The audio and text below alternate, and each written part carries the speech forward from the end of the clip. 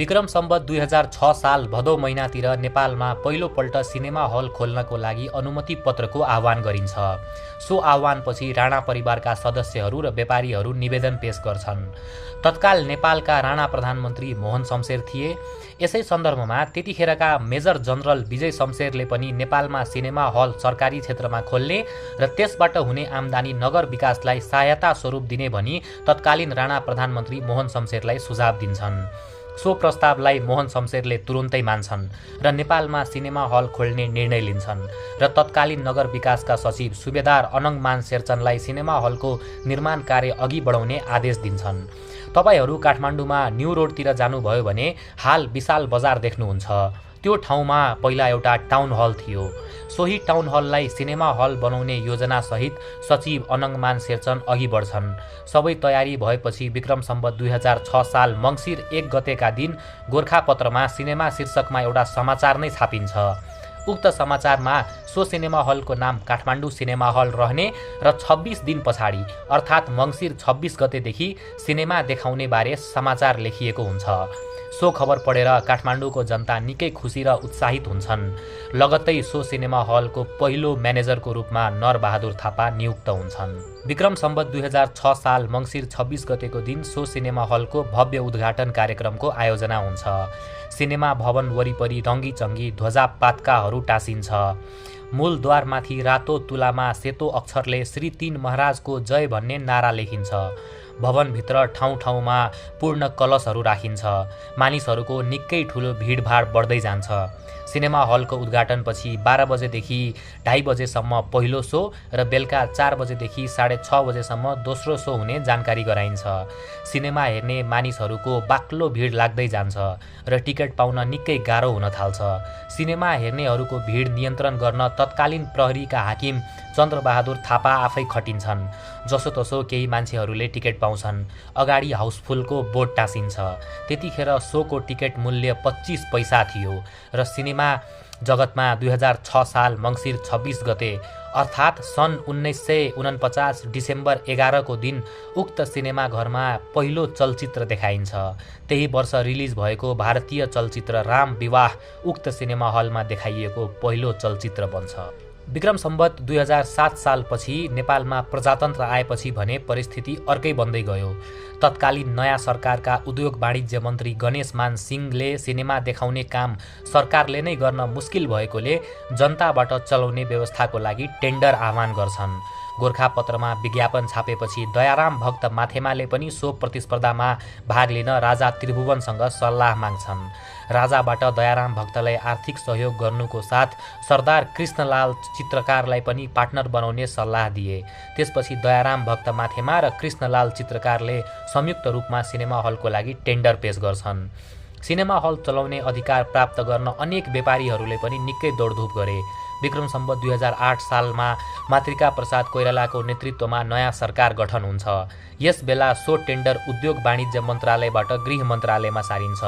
अन्ततः गृह मन्त्रालयले काठमाडौँ सिनेमा हलको लागि बढी मूल्य पेश गरेको टेन्डरको आधारमा दयाराम भक्त माथेमा र कृष्णलाल चित्रकारले सो हल प्राप्त गर्न सफल भएको जानकारी प्रकाशित गरिन्छ। यसपछि दयाराम भक्त माथेमा र कृष्णलाल चित्रकारले सो हललाई अझ व्यवस्थित बनाउँदै लग्छन्। नेपालको पहिलो निजी क्षेत्रको उक्त चलचित्र भवनको नाम काठमाडौँ सिनेमा हलबाट जनसेवा सिनेमा हल राखिन्छ र अब जनसेवा सिनेमा हलमा पहिलोपल्ट बादल चलचित्र प्रदर्शन गरियो। तर माथेमा र कृष्णलाल बीचको त्यो संयुक्त व्यवसाय लामो समयसम्म चल्न सकेन। उनीहरू बीच बिस्तारै मनमुटाव बढ्दै जान्छ। आर्थिक विवाद मुख्य कारण रहेको भन्दै कृष्णलाल चित्रकारले सिनेमा हलमा ताला नै लगाइदिन्छन्। अन्ततः दयाराम भक्त माथेमाले कृष्णलाललाई 9 लाख रुपियाँ दिन्छन् र सो सिनेमा हल पूर्ण रूपमा आफ्नो बनाउँछन्। यसपछि एकलौटी रूपमा दयाराम भक्त माथेमाले जनसेवा सिनेमा हल सञ्चालन गर्न थाल्छन्। त्यतिखेरसम्म जनसेवा सिनेमा हल केवल सिनेमा हेर्न आउने दर्शकको लागि मात्र नभएर अधिकांश राजनीतिक व्यक्तित्वहरूको भेटघाट हुने स्थानको रूपमा पनि प्रख्यात बन्दै गयो। राजनीतिक अखाडाको रूपमा परिचित बन्दै गयो। पछि जनसेवा सिनेमा हलको विषयमा काठमाडौँमा विभिन्न प्रकारको प्रचार र होहल्ला हुन थाल्यो। विक्रम सम्वत 2018 साल भदौ 25 गते जनसेवा सिनेमा हलमा मिसन अफ डेन्जर फिल्म चलिरहेको थियो। जनसेवा हलका मालिक दयाराम माथेमा हलको कार्यकोठामा बसिरहेका थिए। उनका अनुसार सोही दिन साँझतिर सिनेमा हलको स्थिति बुझ्न एक सञ्चालक श्रीमती लामु आमात्य जनसेवा सिनेमा हलतिर आउँदै थिइन्। सिनेमा हल नपुग्दै बाटोमै मान्छेहरूको एउटा हुलले उनलाई धक्का दिन्छन्। उनी त्यहीँ लड्छिन् र एकछिनपछि उठेर उनी सिनेमा हल परिसरभित्र पस्छिन् र सो घटनाको बारेमा सबैलाई बताउँछिन्। सिनेमा हलको केही सुरक्षा कर्मचारीहरू बाहिर निस्किन्छन् र हुलियाहरूमध्ये केहीलाई समातेर पिट्न थाल्छन्। धक्का दिएको मान्छे भनेर एकजना कृष्णमानलाई फेला पार्छन्। उनीहरू कृष्णमानलाई समात्छन् र हल परिसरभित्र लगेर कृष्णमानलाई पिट्न थाल्छन्। पिटाइको क्रममा उनी जसोतसो गरेर त्यहाँबाट भाग्न सफल हुन्छन्। केही बेरपछि फिल्म सकिन्छ र सबै दर्शकहरू निस्किँदै गर्दा तिनी कृष्णमानले बिना कारण पिटाइ खानु परेको भन्दै कृष्णमानले आफ्नो टोलका मानिसहरूलाई लिएर आउँछन्। उनीहरू सिनेमा हलको पर्खालका इँटाहरू उखल्दै हलभित्र प्रहार गर्न थाल्छन्। परिस्थिति तनावग्रस्त बन्दै जान्छ। प्रहरीलाई समेत खबर गराइन्छ। धेरैसम्म पनि त्यहाँको अवस्था सामान्य हुन नसकेपछि सिनेमा हलका सञ्चालकले बेलुकाको सो बन्द भएको घोषणा गर्छन्। यसको केही छिनपछि प्रहरी आइपुग्छन्। रात परिसकेको थियो, तर पनि हुल दङ्गा गर्नेहरूको भिड कम भएको थिएन। उनीहरू प्रहरीमाथि नै ढुङ्गा प्रहार गर्न थाल्छन्। करिब 12 बज्न लागेको थियो।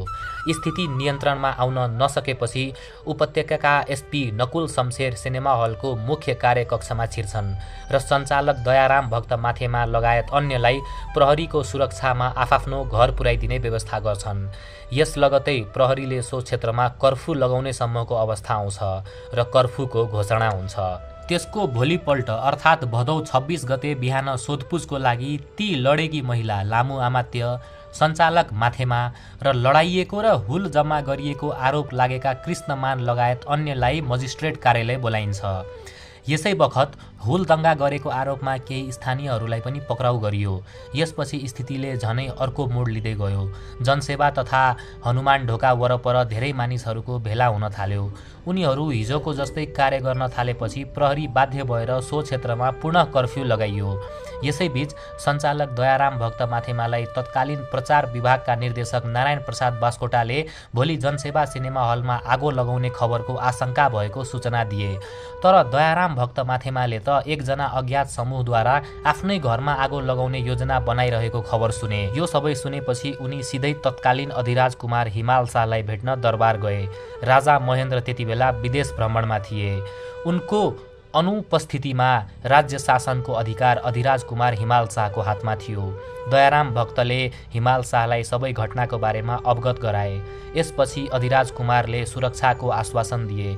सञ्चालक दयाराम त्यस रात आफ्नो घरमा गएनन्।